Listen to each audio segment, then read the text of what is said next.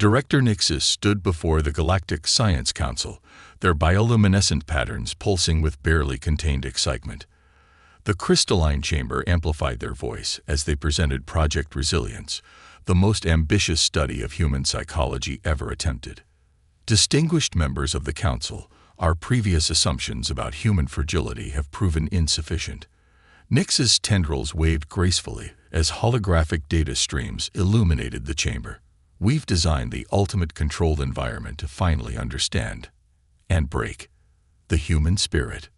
The Meridian Research Station, a marvel of xenotechnology disguised as an international space habitat, would house 20 human subjects for what they believed was a cultural exchange program. In reality, it was a sophisticated laboratory designed to test the limits of human psychological endurance. Among the selected subjects was Marcus Rivera, a former disaster zone medic who'd survived 3 planetary evacuations. There was Jin Park, a deep space mining operator who'd once survived 6 months alone after a station malfunction. Captain Maya Patel had commanded emergency responses to solar storms, and Dr. Thomas Reeves was a veteran of isolation research in the Martian colonies.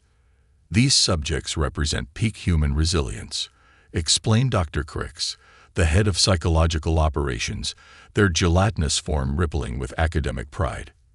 If we can break them, we prove that all humans can be broken. The station itself was a masterpiece of subtle manipulation. Every surface could alter temperature, gravity, and atmospheric pressure. Lighting systems could simulate everything from gentle dawn to chaotic strobes. Sound generators could produce frequencies that the research team's data suggested would slowly erode human sanity. What the aliens didn't understand was that humans had been breaking and rebuilding themselves since they first walked upright. Every disaster, every hardship, every moment of despair had been transformed into a story of survival. Their test subjects weren't just survivors. They were the product of countless generations who had turned adversity into advantage. As the first day of experiments began, the alien researchers watched eagerly through their monitoring systems. They started with what they considered a basic psychological pressure: complete isolation combined with temporal disruption. Each subject was placed in a separate chamber where time itself seemed to lose meaning. Marcus Rivera, instead of cracking under the isolation, began organizing his thoughts into what he called the ultimate survival guide. Jin Park turned his chamber into a makeshift gymnasium, using the varying gravity to develop new exercise techniques. Maya Patel meditated, claiming the isolation was actually quite refreshing after years of emergency alarms. Dr. Crix's confusion was evident in the shifting colors of their translucent body. They're supposed to be experiencing existential dread, not starting self-improvement programs. Director Nixis remained confident. Increase the environmental stress factors. Let's see how they handle extreme conditions. The chambers began cycling through harsh environmental changes. Temperatures swung from freezing to sweltering. Gravity fluctuated randomly. The air became thin, then thick, then filled with irritating particles. But instead of breaking, the humans adapted. They developed hand signals to communicate through the chamber walls, creating an impromptu language of taps and gestures. They turned the environmental challenges into what they called extreme conditioning, treating each new hardship as a training opportunity. By the end of the first week, Director Nix's bioluminescence had dimmed considerably. The humans weren't just surviving, they were thriving. Their vital signs showed increased strength. Their psychological readings indicated heightened alertness, and most frustratingly, they were laughing. Actually laughing. Perhaps, suggested a junior researcher named Zix, their antenna drooping slightly, we should consider the possibility that our understanding of human psychology is fundamentally flawed. Director Nixis dismissed the notion with a sharp flare of bioluminescence. No, we simply haven't pushed hard enough. Prepare the nightmare scenarios. It's time to show these humans what real psychological pressure feels like.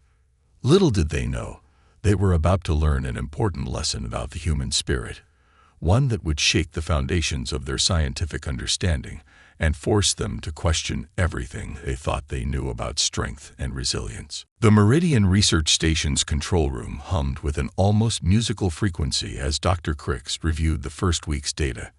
Their gelatinous form had taken on a mottled pattern that, in their species, indicated deep cognitive dissonance. Director Nixis hovered nearby, bioluminescent patterns flickering with increasing agitation. "Show me the nightmare scenario results," Nixis demanded, tendrils twitching. The holographic displays activated, showing multiple views of the testing chambers. The research team had deployed what they called psychological destabilization protocols, carefully crafted scenarios designed to prey on human fears and insecurities. What they witnessed instead defied every prediction. Maya Patel had been subjected to simulations of catastrophic space accidents, similar to one she'd faced in her career. Instead of triggering trauma, she began critiquing the scenarios and suggesting improvements. "You know," she'd said to the monitoring systems she'd spotted on day one, "if you adjust the pressure variance in Scenario 3, it would be much more realistic. Happy to consult on that if you'd like." Jin Park, when faced with claustrophobic environments that should have triggered panic, started teaching himself circular breathing techniques. He'd then somehow managed to teach these techniques to others through the wall-tapping language they'd developed, leading to impromptu meditation sessions. "They're supposed to be experiencing severe psychological distress," Dr. Crix burbled anxiously. "Instead, they're conducting wellness workshops." Thomas Reeves had perhaps proven the most perplexing.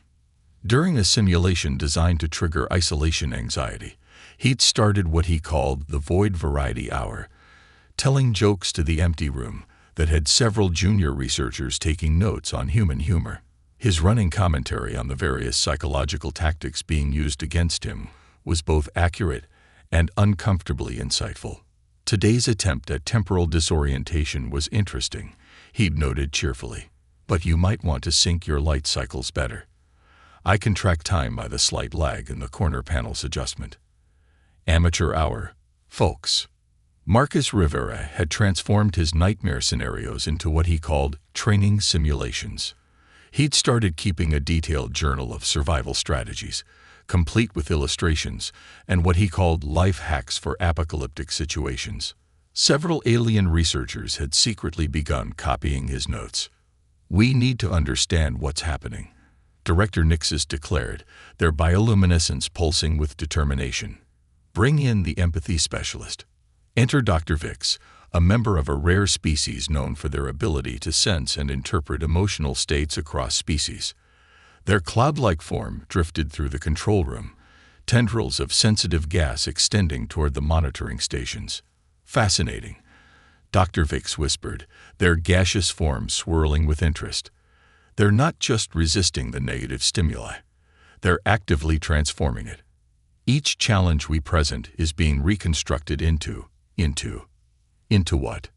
Nixis demanded. "Into opportunities for growth," Vix replied, somewhat incredulously. "They're treating our carefully designed psychological torture as personal development exercises." The evidence was undeniable. The subjects had begun referring to their chambers as life coaching pods. They'd created a point system for different challenges, turning the whole experience into what they called extreme therapy. Space Edition. Even more concerning, their vital signs showed improvements across the board. Stress resilience had increased, problem-solving capabilities had sharpened, and most mysteriously, their levels of what humans called optimism had actually risen. "Perhaps," Dr. Vix suggested carefully, "we should consider that our fundamental premise might be—" "No," Director Nixis interrupted, their bioluminescence flaring brightly enough to cause several nearby instruments to malfunction. "We're not failing to break them. We just haven't found the right pressure point yet. Initiate the social dissolution protocols." The new protocol was designed to create discord among the subjects. Subtle manipulations of their communication, staged misunderstandings, the strategic deployment of what their research suggested were common human social triggers. What they didn't expect was for the humans to not only recognize the manipulation attempts, but to turn them into impromptu acting exercises, Maya Patel and Thomas Reeves had started performing what they called dramatically over-the-top soap opera scenes in response to each attempted instigation. "Oh, Thomas," Maya had declared with exaggerated dismay during one such moment, "how could you suggest the optimal temperature for our morning exercises is 68 degrees when CLEARLY it should be 67? The horror." Thomas had responded with equally theatrical flair. "Next you'll be telling me my breathing techniques are too rhythmic." Their performances had become so popular that other subjects had started requesting to be included in what they now called theater therapy sessions. As the second week drew to a close, Dr. Crick's gelatinous form had developed stress patterns never before observed in their species. Director Nix's bioluminescence had dimmed to barely a flicker. And Dr. Vic's, the empathy specialist, had begun taking notes on what they called the remarkable human capacity for transmuting adversity into advancement. "Prepare the environmental extremes," Nix's commanded, their voice modulator barely containing their frustration. "If we can't break their spirits through psychological means, perhaps physical duress will prove more effective." Little did they realize, they were about to discover just how creative humans could be when faced with physical challenges. The next phase would test not just human resilience, but the very foundations of alien understanding about the nature of adaptation and survival. The environmental control room of Meridian Research Station resembled what humans might call an alien jazz concert gone wrong. Displays flickered with erratic readings, while Dr. Crick's gelatinous form had taken on so many stress patterns that junior researchers were using them as a modern art reference. "Initiate maximum environmental pressure," Director Nixis commanded, their bioluminescence now permanently stuck in what the staff called frustrated fuchsia. "Let's see how they handle everything at once." The chambers transformed into what should have been uninhabitable spaces. Gravity shifted between crushing forces and near-zero states. Temperatures swung wildly. The air became thin, then thick, then filled with what the research team considered highly annoying particulates. Marcus Rivera's response. He started a weather reporting service. "Good morning, Chamber 4. His voice echoed through the communication system they hadn't quite managed to fully restrict. "Today's forecast calls for a lovely gravitational flux with a high chance of atmospheric shenanigans. Perfect conditions for what I'm calling extreme space yoga." Jin Park had somehow turned the gravity fluctuations into a workout routine he called Zero-G Zen. Even more impressively, he'd started teaching it to others through their now elaborate system of wall taps and hums. "The blood rushing to your head during gravity shifts is actually great for meditation," he explained to his unseen but attentive audience. "Just remember to engage your core during the float phases." Dr. Vicks, the empathy specialist, had taken to floating in a corner of the control room, their gaseous form swirling with what appeared to be professional fascination. "Their emotional resilience isn't just holding steady," they reported. "It's actually increasing. They're experiencing what humans call fun." Fun. Director Nix's tendrils coiled in disbelief. They're supposed to be experiencing existential despair. Maya Patel had transformed her chamber into what she called an environmental survival academy. She'd started cataloging each new challenge and developing counter-strategies, which she shared through their makeshift communication network. "Today's lesson," she announced during a particularly intense gravitational shift, "is on how to make tea in variable gravity." Spoiler alert. It's all in the wrist motion. Thomas Reeves had perhaps adapted most surprisingly. He'd begun writing what he called The Hitchhiker's Guide to Alien Psychological Studies, a humorous chronicle of their experiences that had several alien researchers secretly subscribing to his daily updates. Day 15. He dictated to his chamber's recording systems. "Our hosts have discovered interpretive dance is ineffective against human psychology. They seem particularly confused by our tendency to turn their gravity attacks into improvised ballet performances." The research team's frustration reached new heights when they discovered the subjects had started a competition they called Chamber Olympics. Events included extreme temperature talent shows, gravity-defying gymnastics, and zero-G poetry slams. They turned our torture chambers into a sports league. Dr. Crick burbled despairingly, their gelatinous form now showing signs of what the medical team diagnosed as an existential crisis. Director Nixis called an emergency meeting of the Research Council. The chamber filled with various alien forms, all shifting uncomfortably as they reviewed the latest data. Perhaps, suggested a quantum-based entity who had been observing the experiments, we should consider that our understanding of breaking might be fundamentally flawed. Impossible, Nixis insisted, though their bioluminescent patterns had taken on a distinctly uncertain hue. We've created the most comprehensive system of physical and psychological stress factors ever designed. They should be cracking, not creating recreational programs.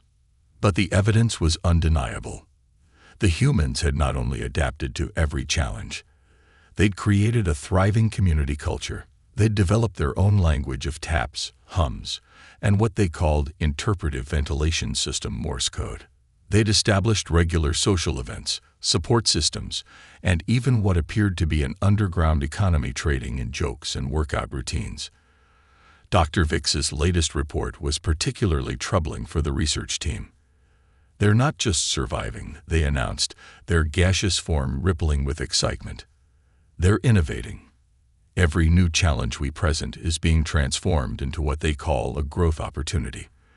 They've essentially turned our research facility into what they refer to as Extreme Space Summer Camp.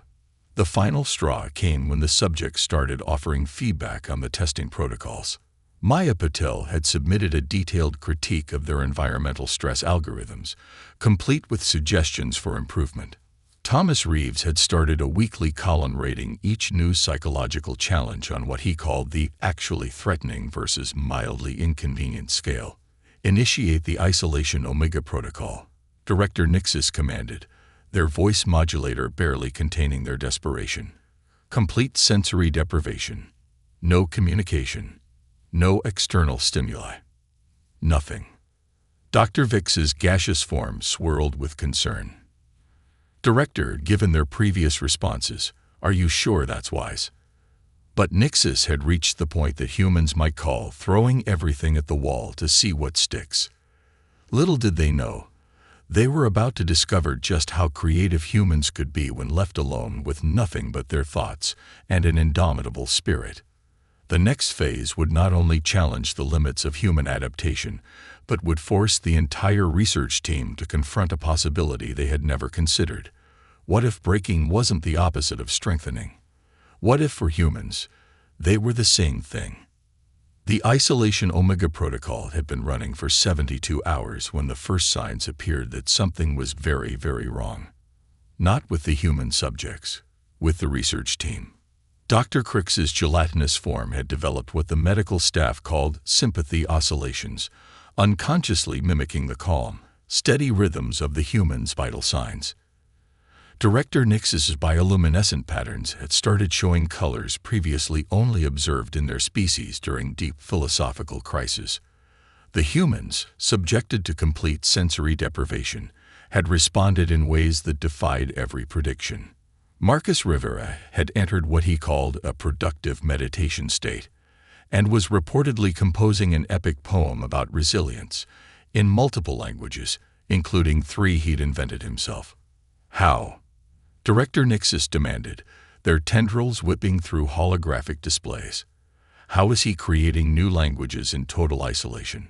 He says he's had worse layovers at Chicago Spaceport, reported a junior researcher, their antennae drooping with confusion. Jin Park had somehow turned the sensory deprivation into what he termed consciousness exploration sessions. His brain activity patterns were so fascinating that the neuroscience department had started a separate research project just to study them.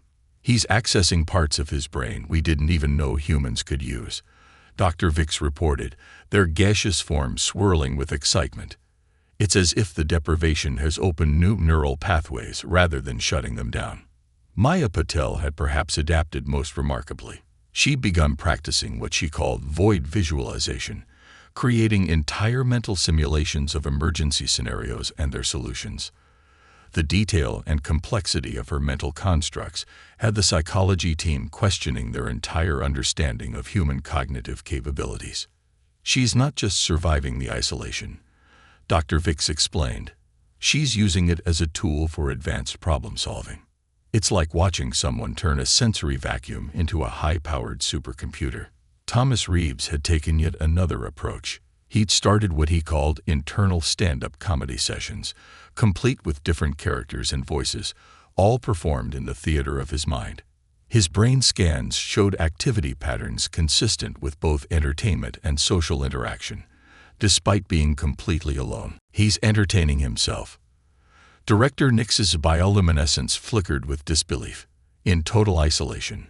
Not just entertaining, Dr. Crix corrected, their gelatinous form rippling with reluctant admiration. He's developing new material.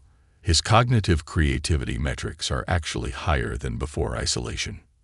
The research team's confusion reached new heights when they detected synchronized brainwave patterns among the subjects.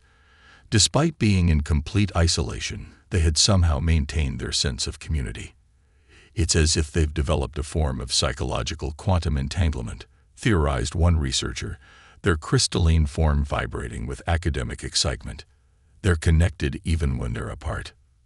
The situation took an even more unexpected turn when members of the research team began showing signs of what they called human inspiration contamination. Junior researchers were caught attempting meditation techniques during their breaks. The facility's AI reported a 300% increase in requests for information about human psychology and resilience training.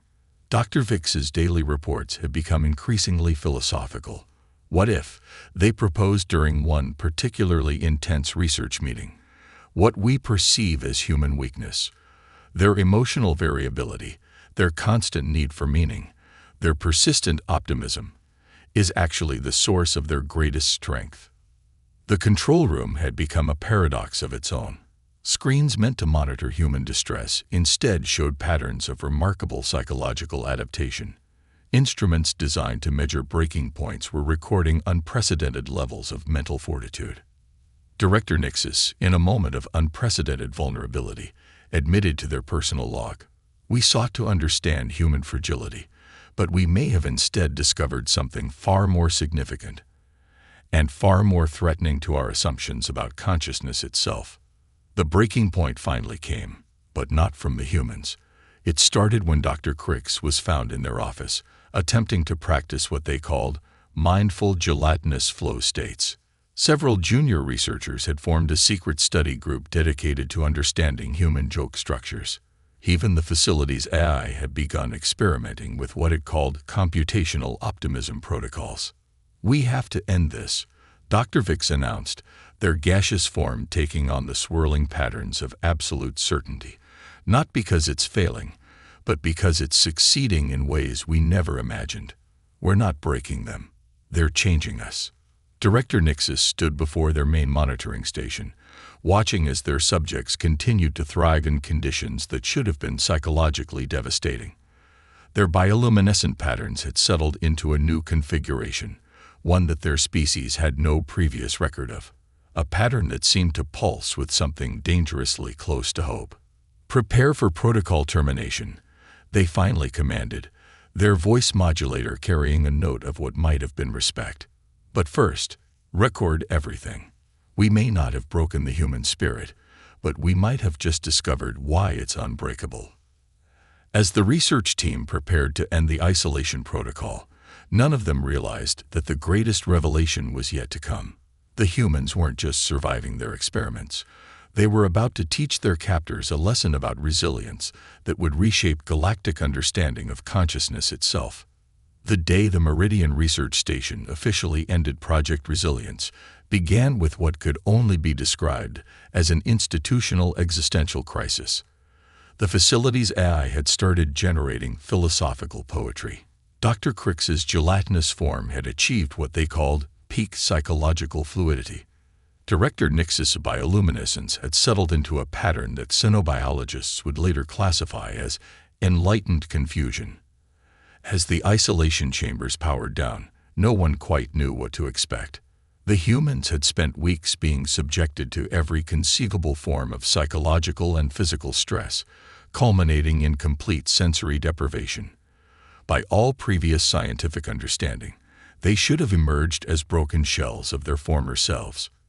Instead, they walked out smiling. "That was quite the cultural exchange program," Maya Patel commented, stretching casually as if she'd just finished a refreshing vacation. "Though I have some notes on your stress simulation algorithms, you're really underutilizing the potential of variable gravity fields." Marcus Rivera emerged with several hundred pages of what he called the Void Verses, a comprehensive philosophical work that somehow combined survival tactics with cosmic humor. "I've never had such a productive writing retreat," he declared, though the room service could use some work.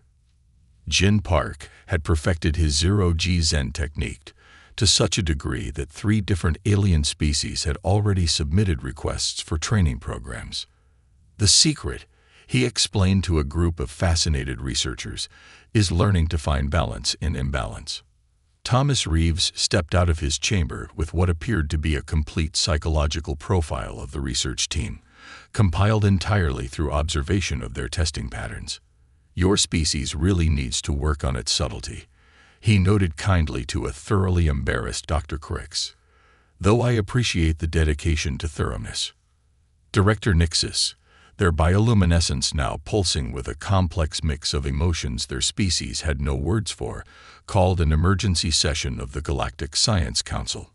The chamber filled with representatives from across the galaxy, all eager to understand how their most ambitious psychological study had turned into what one observer called an unprecedented reverse enlightenment event.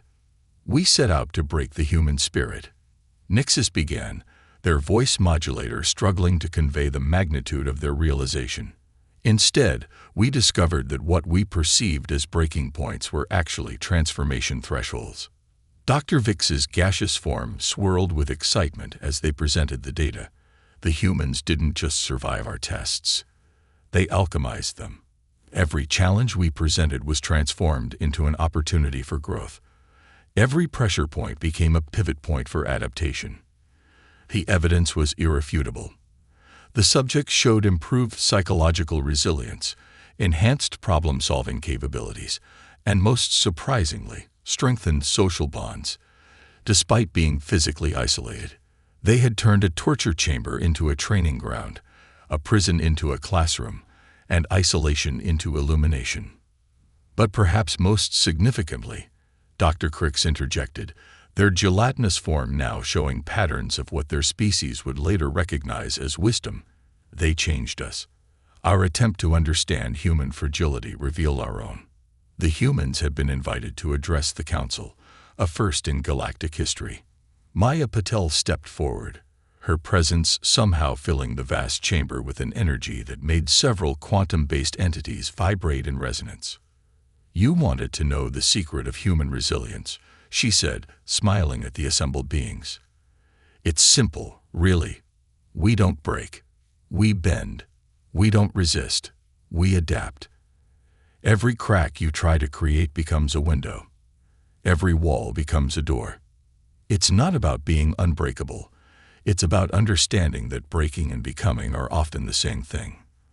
The council chamber erupted in a chaos of multidimensional discussions.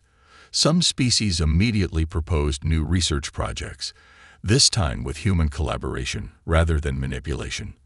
Others began questioning their own species' approaches to adversity and adaptation. Director Nixis, watching their carefully constructed scientific worldview transform into something new and unexpected, finally understood. The project had succeeded, just not in the way they'd anticipated. They hadn't broken the human spirit. They'd helped demonstrate why it was unbreakable. In the months that followed, the Meridian Research Station was transformed into the Galactic Institute for Adaptive Psychology. The human subjects became teachers, sharing their insights about resilience, adaptation, and the art of turning adversity into advantage. Jin Park's Zero-G Zen became a galactic sensation. Marcus Rivera's Void Verses were translated into 37 alien languages.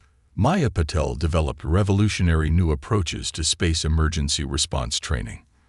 Thomas Reeves started what he called cross-species comedy workshops, proving that humor might be the most resilient force in the universe.